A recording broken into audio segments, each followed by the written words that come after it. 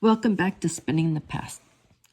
Today I want to share with you this that I am reviewing. I have to do some research for my in-depth study.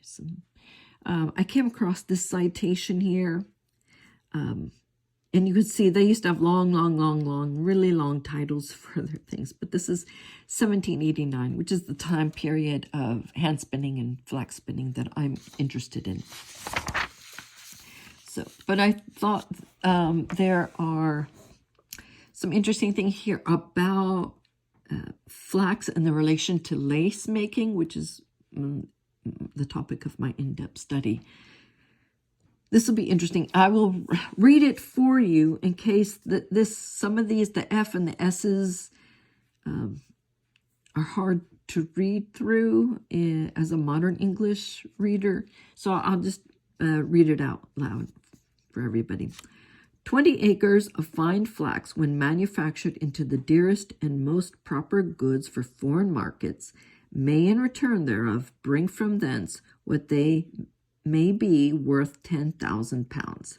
For 1 ounce of the finest Flanders thread has been sold in London for 4 pounds, and as such a thread made in Flanders into the finest lace may be here sold for 40 pounds, which is above 10 times the price of standard gold. So first they take it from 20 acres, and then you spin it into thread. You could sell that thread for 4 pounds, and then you send it to Flanders for the lace makers to make into the finest lace, and 40 pounds, which is above 10 times the price of standard gold. So lace back then was valued 10 times more than gold.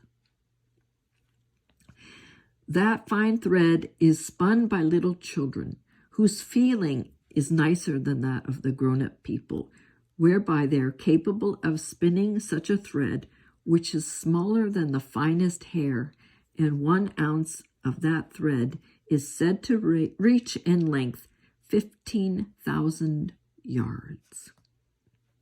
So that fine thread, spun by little children, whose feeling, which means that they have a lot of sensitivity in their fingertips, is nicer than the grown-up people. So the children could actually spin a very, very fine thread. Their hands are little.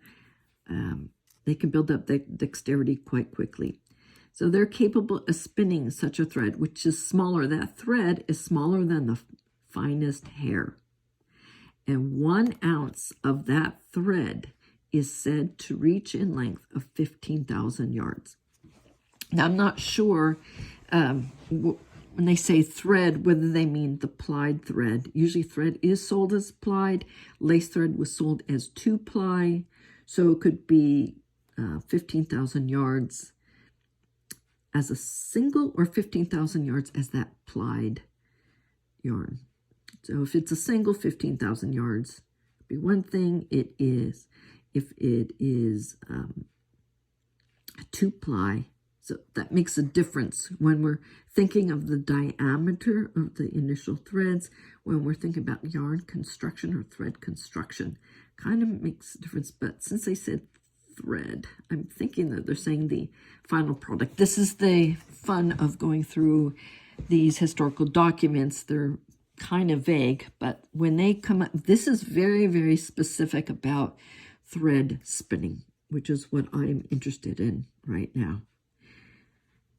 Now, they're saying that, they could sell this lace for 40 pounds, but then we back up. Well, who's getting that 40 pounds?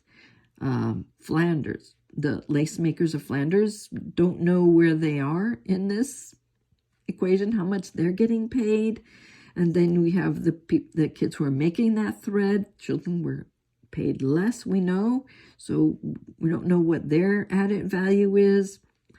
And then the people who grew the flax, they had to red it and break it and everything to get that final. You have an awful lot of waste, an awful lot of effort to get it from in the ground flax in a form of the fibers that can be spun. So even though we have this, there's a lot of questions behind it.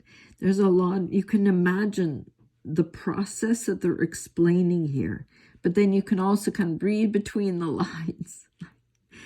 It's really not talking about the people who are making it. It's the people who are selling it and what they can get, but really not the people who are making it and their part in this. And this is the history that I'm very interested in, is the actual craftspeople, the people who actually made this. Anyways, I just came across this as I was doing my research, and I thought it might be interesting for you today. Leave any comments below.